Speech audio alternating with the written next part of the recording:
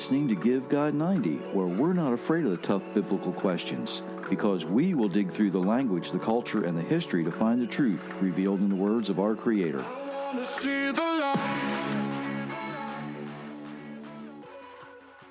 Hello, everybody. Thank you for letting me spend some time with you today.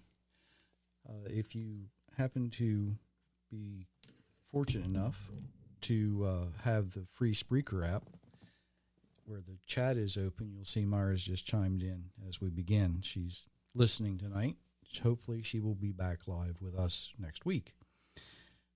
Won't you, dear? Oh, goodness. It's been an adventure. But then again, life is an adventure. So, it's all good.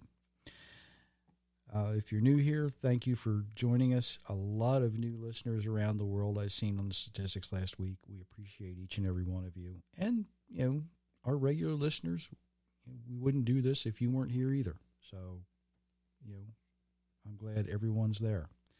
If you haven't been to GiveGod90.com lately, check that out and see what we're all about.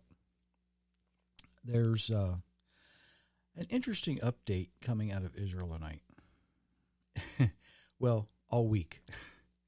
I listened to a commentary from Caroline Glick, who lives in Israel, concerning the odd involvement of the United States. And it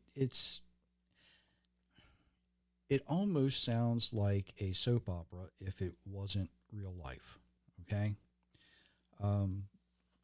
Many of you know that President Biden visited Israel the other day.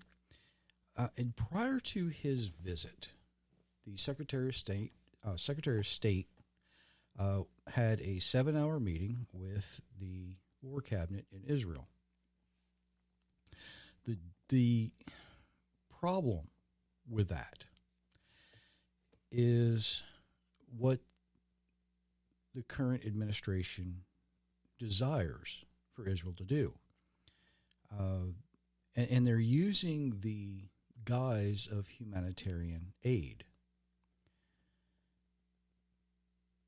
Well, the United States, many years ago, made an agreement with Israel. It said, we'll supply you all the weapons of war that you need.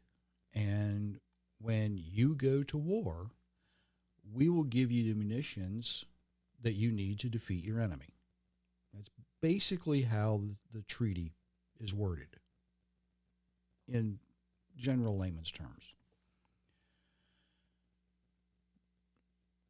Now, what the Secretary of State was trying to do was withhold the United States part of the bargain. He wanted to withhold the munitions that we promised Israel, that the United States promised Israel, until they delivered humanitarian aid. Now, here's a problem. The moment that Prime Minister Benjamin Netanyahu said we are at war with Hamas, that basically began the processes of the treaty that we have with Israel to supply them the munitions they need. There's nothing in that treaty that I can see that talks about humanitarian aid. And I'm going to go a little deeper. Something that Caroline Glick didn't get into, probably because she doesn't want any repercussions, but I'm not afraid of that. So I'm going to say this. For the current United States administration to renege on a treaty made with an ally in an attempt to basically cause that ally or the leaders of that particular nation to commit treason by giving humanitarian aid. And I'm going to say this. Humanitarian aid has become a clue. It's a code word for aid and comfort to the enemy in this situation. You cannot give humanitarian aid to the people of Gaza without supplying Hamas, the enemy of Israel currently, with food, medical supplies, and all those types of things. It's impossible because everything that goes into Gaza is controlled by Hamas.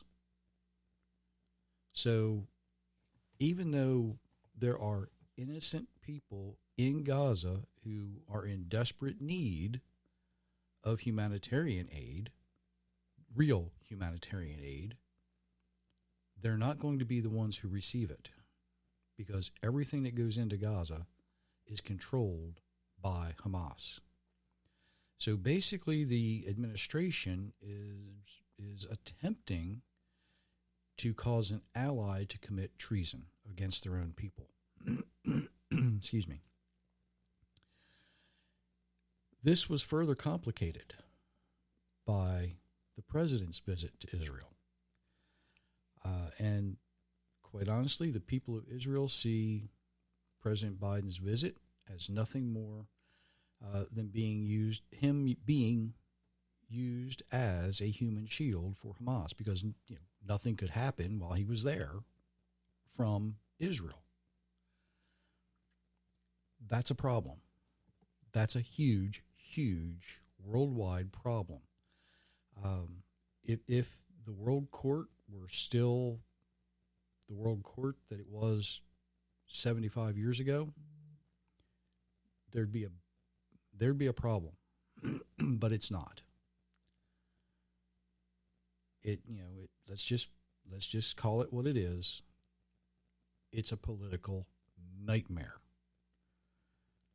And this political nightmare has been created by some very evil people. It's that simple. And it doesn't matter at this point in the game, and I shouldn't say it that way, but that's the way they see it. Who started what? We can dish all that out later. But what should happen is the defeat of terrorism. And I hate to be the bearer of bad news here, but it won't be defeated yet. It will not be defeated yet. So the basic thing we can take away from what happened this week as far as the war in Israel is that innocent people are still being killed.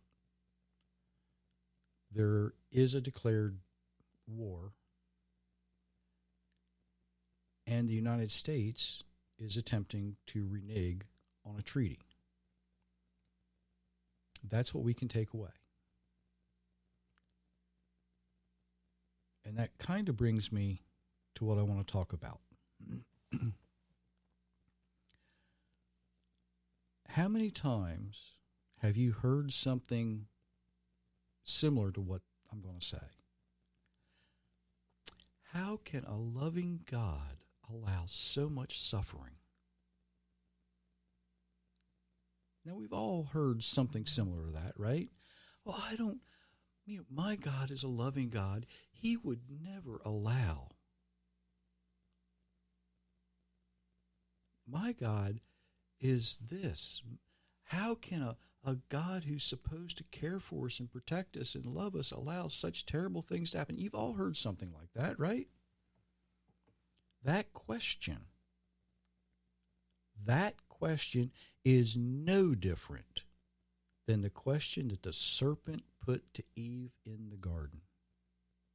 did God really say? Now, before Adam ate the fruit, he was told what would happen if he chose to eat from that tree of knowledge of good and evil. And Adam understood that the process of death would begin. But he ate it.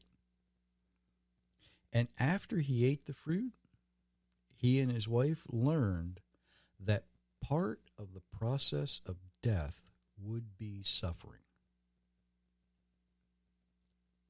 So to ask why our Creator would allow suffering is the same question. Did God really say? Well, yeah, in fact, he did say.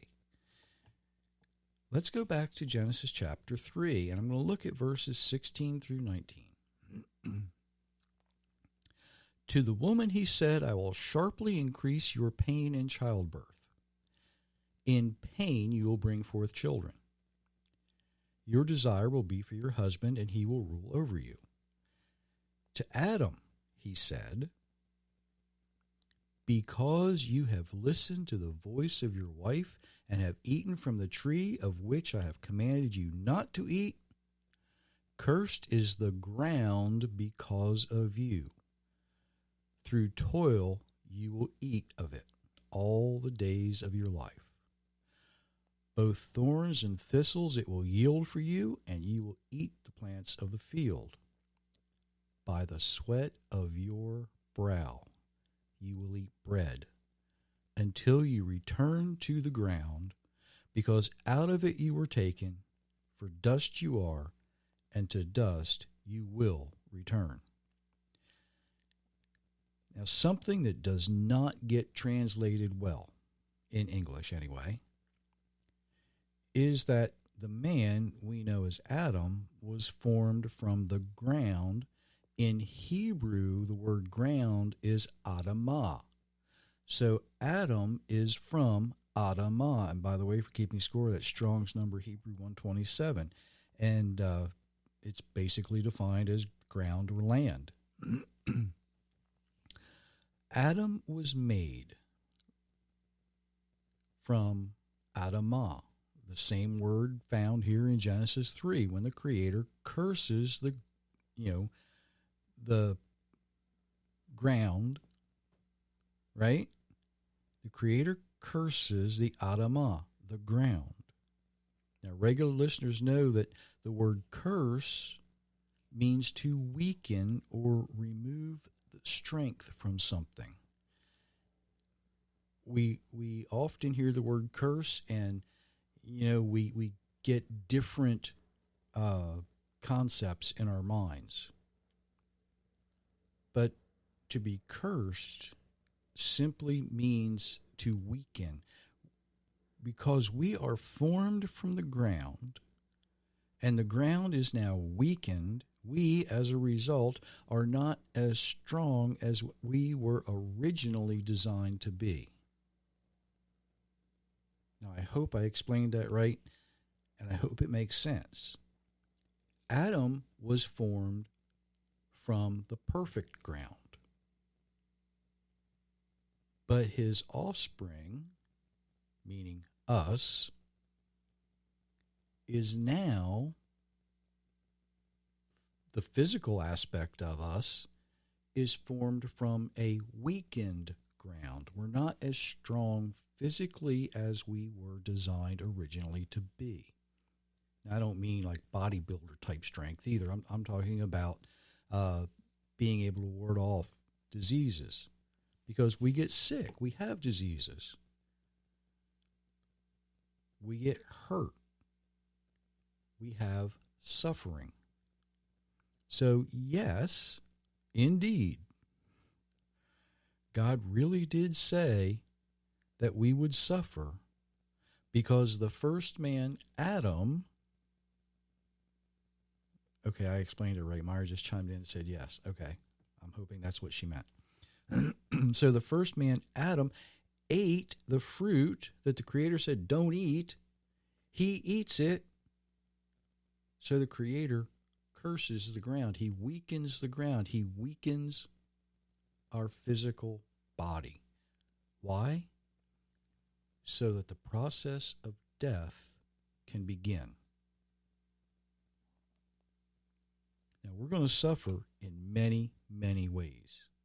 We have to work for what we eat. We have to provide labor to eat. We can't just, go out and get, the good stuff anymore, right? Because we have to work. We have to work in order to survive. Now, we're eventually going to leave this earth behind and wait for the new earth to be created. But while we're here, we don't have the luxury of having our Creator give us everything that we need. Now, notice, if you will, the wild animals still get what they need, but they still eventually mature and die. Isn't that an amazing thing? Isn't that an amazing thing? The extent of trouble that Adam created for mankind when he bit into that fruit. Now, there's a whole lot of lessons that go along with this. I mean, there's just a whole lot of lessons that go along with this, but I'm going to do my best to stick with what I'm talking about. No one and no living thing, no living animal on this planet is exempt from pain, suffering, or death. Look at Job. He was so faithful. He was well off. He trusted his Creator, and the Creator trusted him enough to defeat Satan. But Job still suffered. And even though he was completely restored, everything was given back to him and much more, he would eventually die. Abraham, so faithful he was willing to sacrifice Isaac. And he still had problems in his life, right? He still had problems.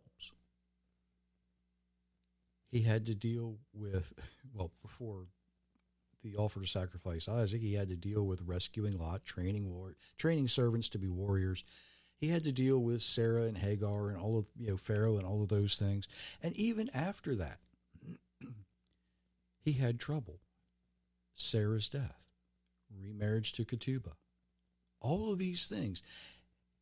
Nothing was just simply handed to him and he, here you are, Abraham. Thank you for being faithful. Abraham had to work for what he got.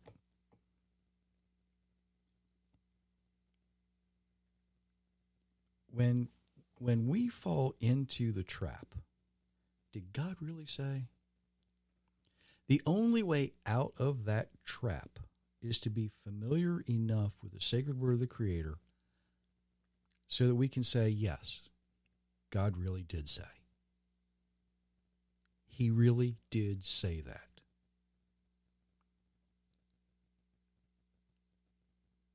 Fortunately for us, living in today's world, we have the Bible. And sometimes to understand what God really said, we have the ability to read and see how the characters, how the people of the Bible acted, reacted, what was the result of their actions, what happened to them, how were they affected by their decisions.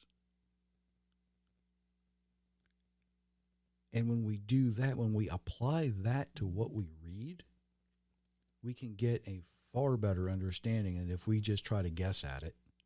We get a far better understanding that, well, God said this, but is that what it really means? Surely there must be an example, and there are hundreds of examples throughout the Scripture where people make decisions and do things, whether they're the right decision or the wrong decision. Right? Noah was found righteous.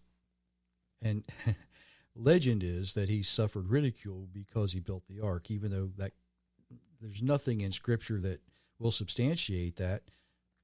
But let's be realistic. It isn't completely plausible that people see what he's doing and went, what is that old man doing? Has he completely lost his mind? And by the way, what's a boat? Right? As righteous as Noah was, he had problems. We know he had problems even after the flood because of Ham, his son. He was a righteous man who had family issues. Part of his family was, well, we would consider today to be dysfunctional. David has a lot of issues. David has a lot of issues. Solomon, David's son, had a whole host of issues.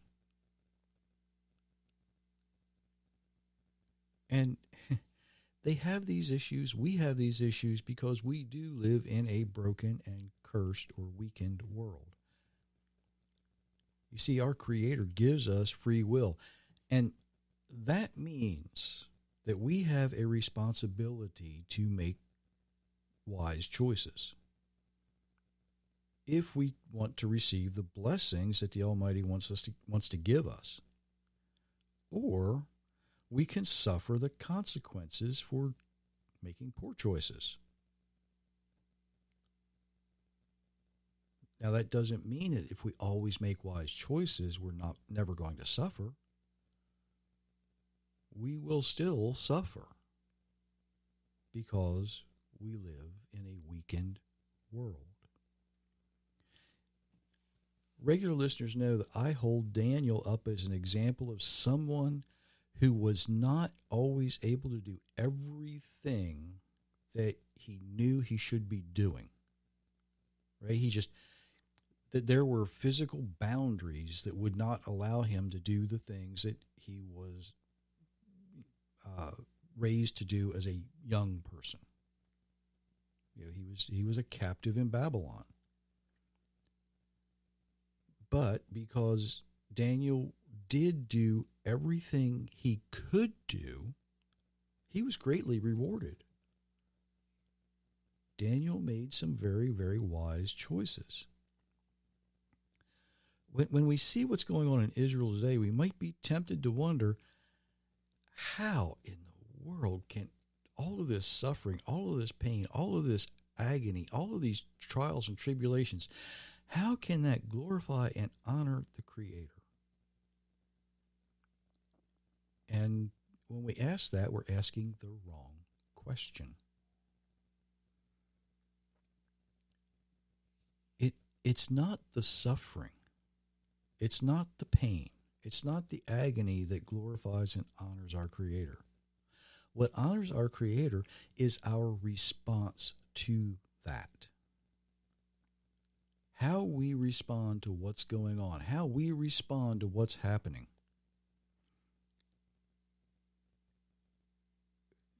I know that the American media doesn't show it. But when we see Jewish people who are offering help to the innocent victims, whether they're Jewish or Palestinian, that is what honors our Creator. When we see these images of and I'll say this, when we see the images, if you happen to look at some of the footage that comes directly out of Israel that you're not going to see on American television. I don't know about the rest of the world. But when you see these Jewish folks helping the injured Palestinians, offering what they're able to offer, that's what honors the Creator. Now, unfortunately, we see people who support the people who choose to murder. We see people who choose to support the terrorist side of things. And those folks are probably not making wise choices.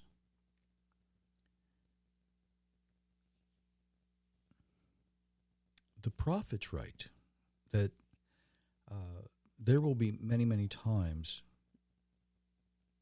that we experience what we're experiencing and we see what we're seeing prior to the end of the age. And as much as I don't like to say this, get used to it. Get used to it. You can still hate it. You can still understand that it's terrible. It's an atrocity. It's always terrible when people suffer. But it's going to happen. It's going to happen because evil knows that time is getting short. And it wants to destroy as much of mankind as possible before the Almighty says enough.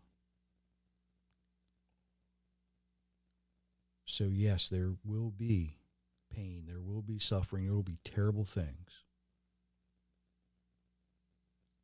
But it's how we respond that will determine the ultimate result, the ultimate outcome.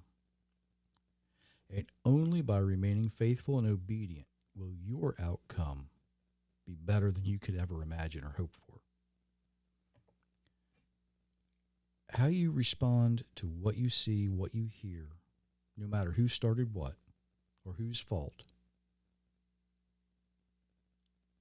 how you respond is your choice. I would encourage you to make wise choices. Look for the people that are helping people, not hurting people. Look for the people that are attempting to do good and not do harm. And if we look for that, I think it was Mr. Rogers who said, his mother said, always look for the helpers, right? But if we look for them, you'll see them because they're there. And they're there because their heart is in the right place, not because their politics is what it might be. If you watch the actions of people, you will see their heart. It's that simple. Keep that in mind until Monday, when at least I'll be back. And until then, many, many blessings, everyone.